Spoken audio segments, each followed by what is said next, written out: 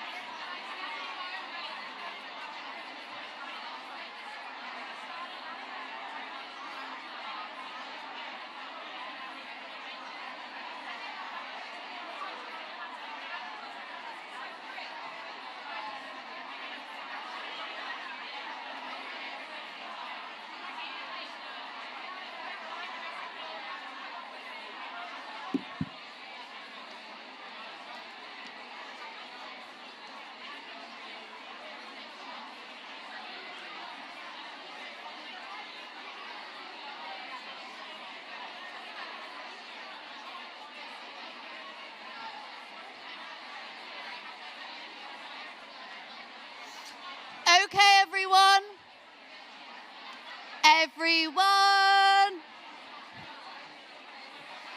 Everyone, silence, please. There is really no way politely to tell you to shut up all at once. So the key learning from that section is don't wait to be invited, invite yourself. You've already got what it takes. You just have to realize that and go tell people how good you are. The second thing I want to talk to you about is the importance of silencing your inner critic. And I say resisting on the slides because, let's be honest, it's hard to boot that voice all together. But I also know what it's like to feel like Mona Lisa on this slide and how difficult it can be when you have that voice in your head telling you you can't do that thing. Now, often people come to me and they'll say, Steph, how do I get started with self-promotion? How do I put myself out there? How do I launch a business? How do I run a podcast? How do I do all these things? And the question I go back to them saying is, what's going to stop you from getting started? Because I have helped so many people come up with master plans on how they're going to take over the world. I see them 6 months later and they've done nothing. And it's got nothing to do with without having the knowledge or the skills. It's to do with their internal dialogue and the mindset that they don't think they can do it or they don't think they're good enough to do it. Now, phrases I often hear from people is, it's never going to work. It's cringy to sell to people. I'm worried about failing publicly, or it's been done before. Hands up if you've ever said these things. Right? Now, this is not to shame you, and this is not to throw any shade at anyone in the room. It's to remind you we all feel those things. But what I do want you to do is to stop saying it's never going to work and remind yourself that it won't if you don't try. You need to stop saying it's cringy if I sell myself and figure out a way where it doesn't have to be.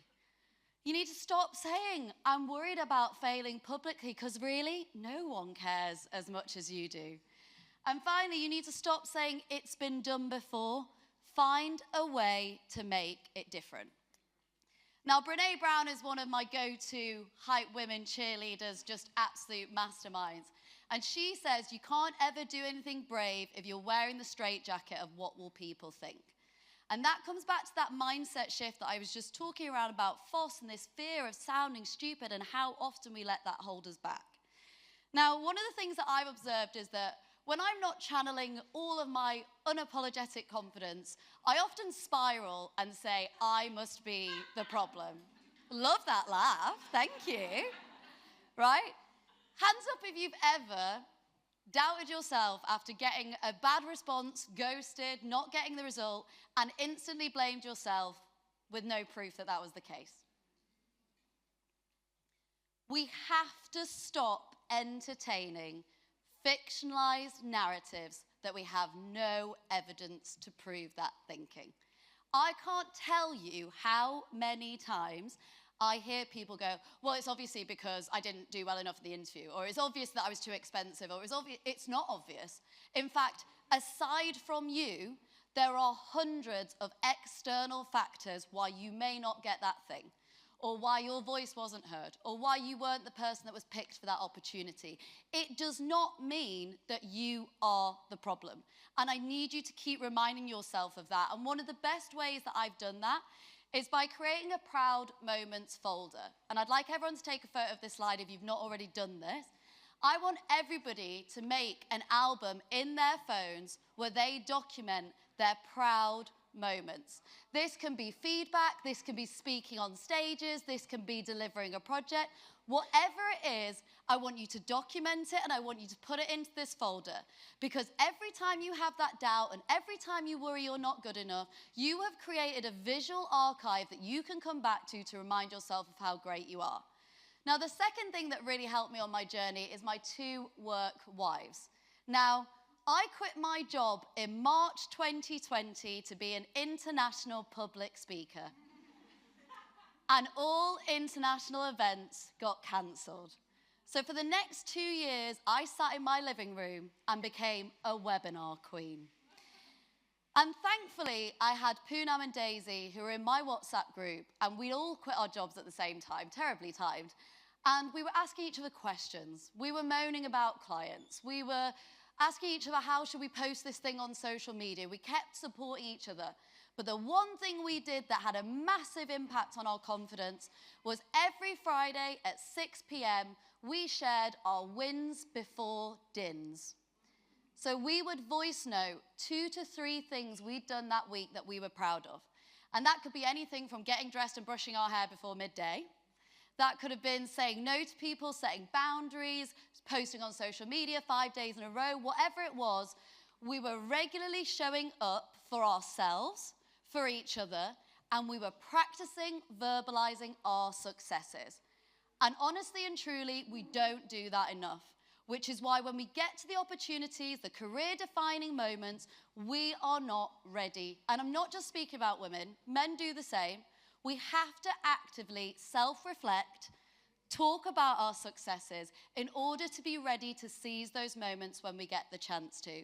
So big up to Poonam and Daisy for our WhatsApp wins before dins. And if you do anything after today's session, go find a WhatsApp group thread where you can invite 2 of your nearest and dearest and you can celebrate each other on a consistent basis so that we are actively celebrating the small steps of progress we are making all year round instead of waiting till the end of the year when we are burnt out, exhausted, and we don't even think we've brushed our teeth well, right? One of my favorite quotes is from Gannett Jones, and she says, "You are already living your worst case scenario." I'm going to say that again. You are already living your worst case scenario. And what she means is your inaction is already leading to the results that you're worried about happening. So let's say if you want to post a video on TikTok, you're worried that if you do, nobody will come and like it. Guess what? No one's ever going to like a video of you on TikTok if you never post a video. Let's say you're worried about speaking up in a meeting, but you're worried that if you do, you're worried that nobody will agree with you. No one can ever agree with you if you don't speak up in meetings. I need this to sink in that the thing you're scared of happening is already happening through to your inaction. And one of my favorite quotes is from Mark Shaler, where he says, "If you always do what you've always done, you will always get what you've always got." And this is something, I'm a tough love agony aunt. Don't come to me for sugarcoating, right? I will tell you how it is. You come to me and you say you tried everything, I'll say bullshit, right? You've not tried everything. As humans, we couldn't have possibly tried everything. So I want you to be thinking, are you doing the exact same things and getting the exact same results? Well then, if so, we need to mix things up and you need to be experimenting with how can I do things differently to change the root of the outcome. So now for the next activity, I want you to think about your support network. And I want you to think about who can cheer you on a daily basis. Who are your hype girls, your hype men, whoever it is. Who are those cheerleaders? But most importantly, who can advocate for you when you're not in the room? So when you're not in the room to speak up for yourself, who are those voices of influence that could be advocating and supporting you? Because if you're not already building those relationships with those people, I want you to go away and do that after today's session. You've got the next 2 minutes, turn to the person next to you and answer these questions.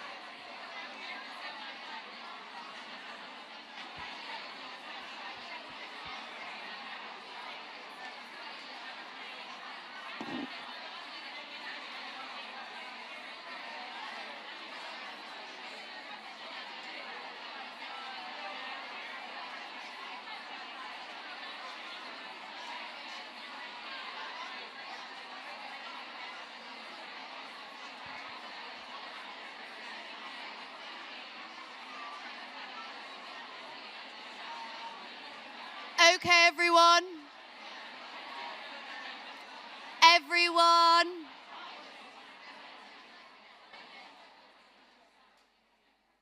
I really need a whistle or something, don't I? I think that would help. That was a little bit late. The key learning to that section is don't believe the inner critic. It's going to pop up, absolutely. I'd be lying if I said, standing on stage, I don't have one in my head right now. Of course I do. But I choose to believe the positive things that could happen as opposed to assuming that the only outcome is negative. And the third thing and the final thing that I wanted to talk to you about today is the importance of pushing through the silence. And what I mean by that is, trust me when I say, I know the feeling of when you put something out into the world and you get a tumbleweed reaction. Do you think 6 years ago the world was ready for fuck being humble? Because it wasn't. I can tell you this for starters, it wasn't. I had a lot of rejections. I had a lot of people being like, not for me. And actually, on that journey, I experienced some emotions that I just wanted to warn you about that you may too feel on your journey, okay? So I was shocked, obviously, because my idea is amazing, and I assumed that the rest of the world would think so. I was disappointed, definitely had a few Gemma Collins moments. And of course, I had a few meltdowns, and that is just absolutely the thing that comes with putting yourself out there. I'm not saying it's an easy road, but just because people aren't vocal doesn't mean they're not impressed. I go to a lot of events, I meet a lot of people, and they come up to me and go, I love your LinkedIn content, I've been following you for years. I was like, that's funny, you've not liked it once. I see you, I fucking see you, right? And that's what I've learned on this journey, is just because people aren't showing up to support you vocally or in front of others does not mean they are not impressed by your reputation building. So I want you to hold that in mind, that if just because you're not hearing those loud claps and those cheers doesn't mean people aren't really impressed, they're not taking notes, and actually that when the time comes, they will advocate for you. But you've got to be putting stuff out there for them to advocate for you. The other thing I've learned on my journey is when you have clear intention, you will attract the right people. Now, I've been launching my business in the US. They love it, by the way, unsurprisingly. Shockingly, the UK is the hardest market to crack, right? And to activate my business in the States, I sat in Washington Square Park and offered free career advice. Now, the optimist in me didn't consider how this could go wrong. So I sat down, it was a sunny day, and I was like, surely there'll be queues any minute now. And for the first 15 to 20 minutes, no one turned up. And I kid you not, it was the longest time I've ever waited. In fact, the man with 100 pigeons on him was getting more attention than my free career advice stand. And in that moment, I was like, oh, back out and run, pack it up, nobody needs to know. You can just tell everyone it went amazingly, just do a runner.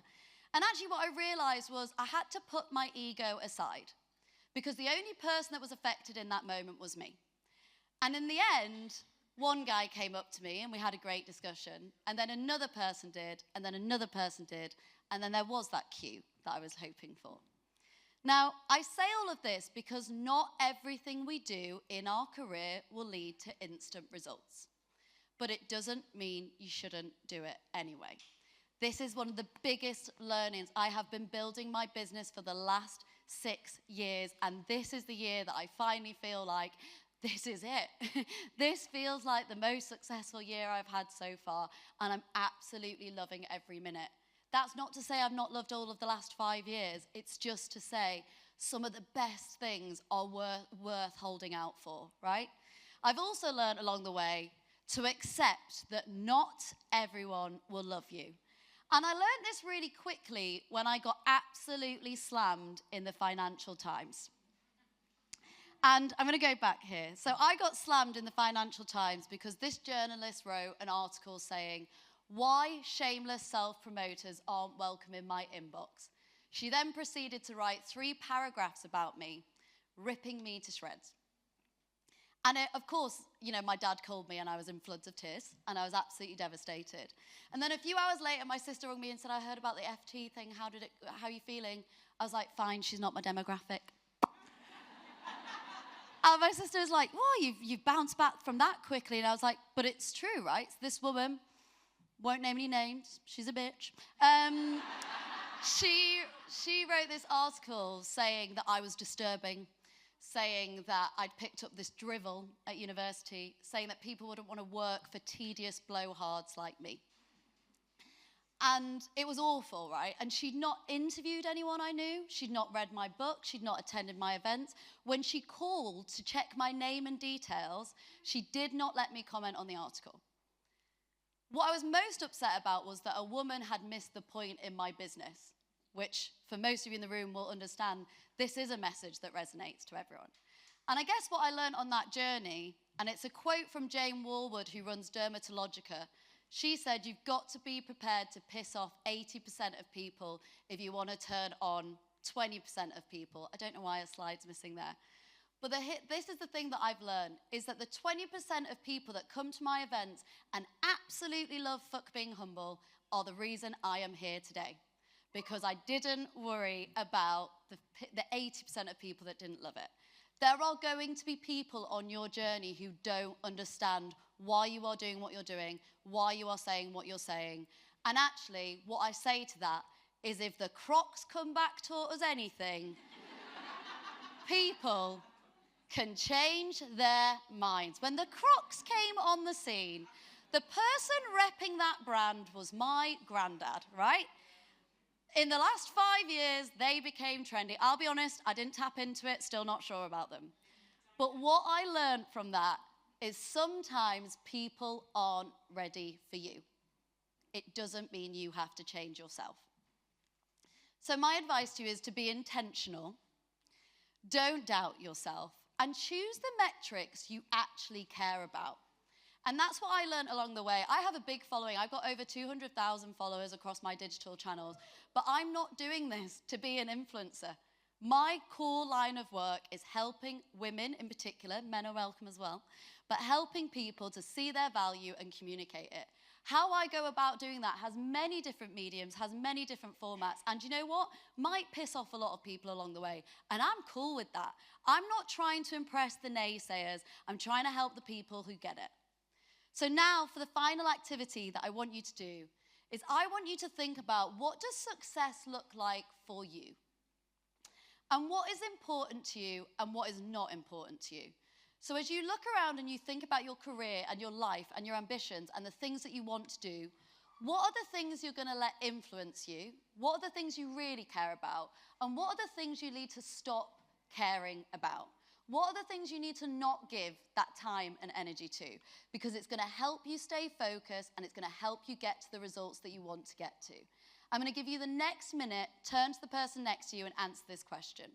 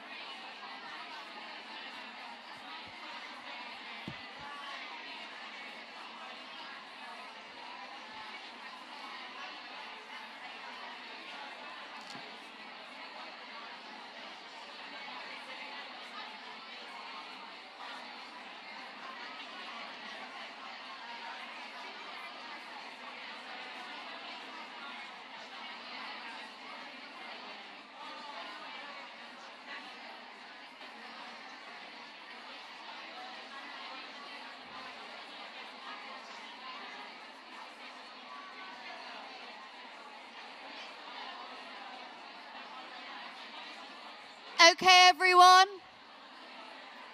One final time. Everyone.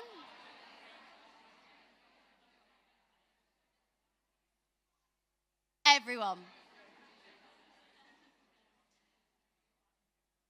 So to summarize the key 3 things we've talked about today.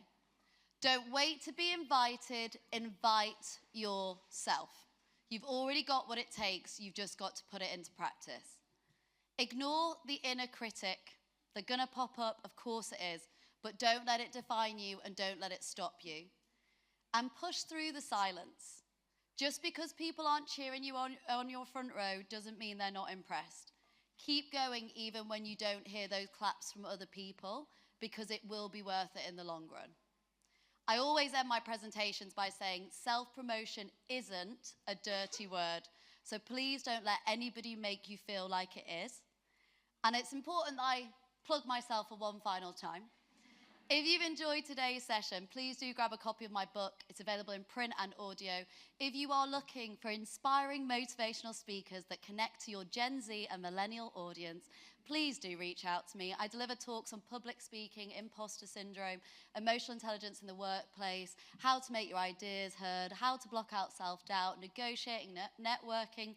The list is endless, and I've worked with some of the world's biggest brands doing this, and I'm so grateful to be here today. So thank you all so much for listening. That's everything from me.